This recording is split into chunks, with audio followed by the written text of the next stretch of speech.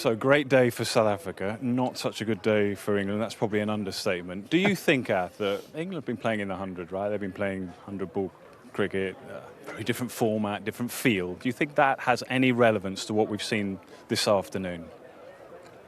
I think inevitably, because of how England have played, that's the straight line you draw. Now, some people will say, well, that's an easy line to take. But if you play like that and get beaten like that, that's the obvious angle to take. England, without question, have been caught cold here.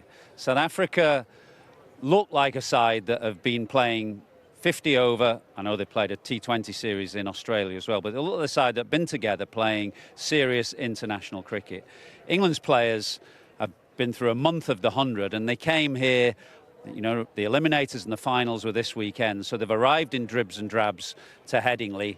They've not had any chance of preparation. They're playing a completely different format, and it looked like it today. Now, whether that's the actuality and the truth, who knows? But that's the kind of conclusion you draw when they play like that. So I think it's just a very quick and sharp reminder that England have got to get switched on here. They've got to get switched on to international cricket, which is of a different level and a different intensity, as Sonny Baker found out today from franchise cricket. And they've got to get switched on to 50-over cricket, which is, again, a different level, different intensity, different length to the 100-ball cricket that they've been playing. It's not just that, though. I mean, they find themselves in a curious position with some of the players, because if you think of the likes of Root and Brook and Duckett, they've come from a long and arduous 5-test series against India, straight into the 100, straight here. So you can argue that they're kind of over-cricketed, if you like, whereas somebody like Jacob Bethell is completely the other way. Now, I argued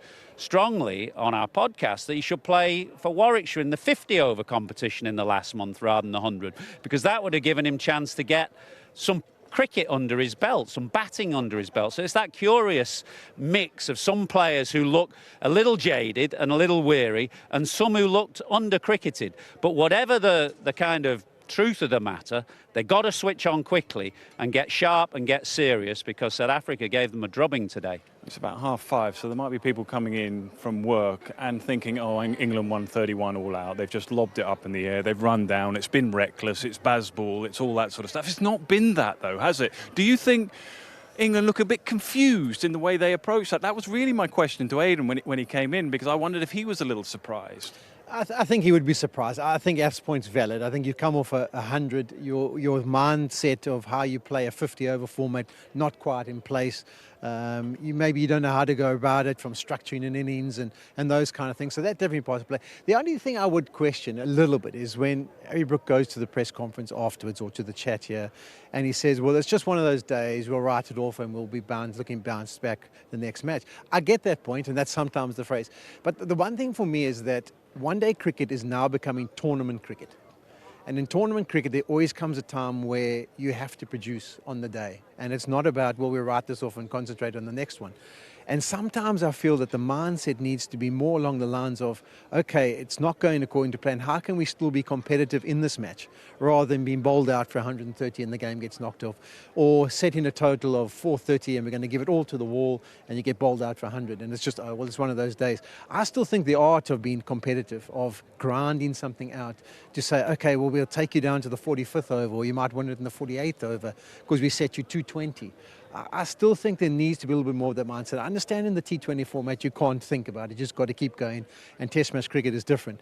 But that one-day format has still got time to recover from any situation, to make yourself competitive on the day, and sometimes you have to just be competitive on the day to give yourself a chance. But do you think they were reckless, though? No, not at all. I mean, there was no warning signs in the opening power play of what was to follow. They played. Tempo is a big thing for this in 50-over cricket, because you have to find what you might call a high cruising speed. It's not T20 or 100-ball cricket where you're going hell for leather, but nor can you dawdle around like Test cricket. So you're trying to find that happy balance. And you would say, actually, right at the start, I think what were England at the end of the first power play? They were 60 or 70, yeah.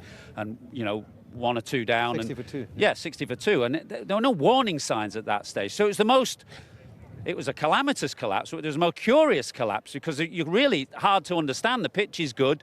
You know, Maharaj has taken four for that. Excellent, outstanding bowler, unquestionably, but it wasn't as though the ball was spinning and ragging, and it was doing a little bit here or there.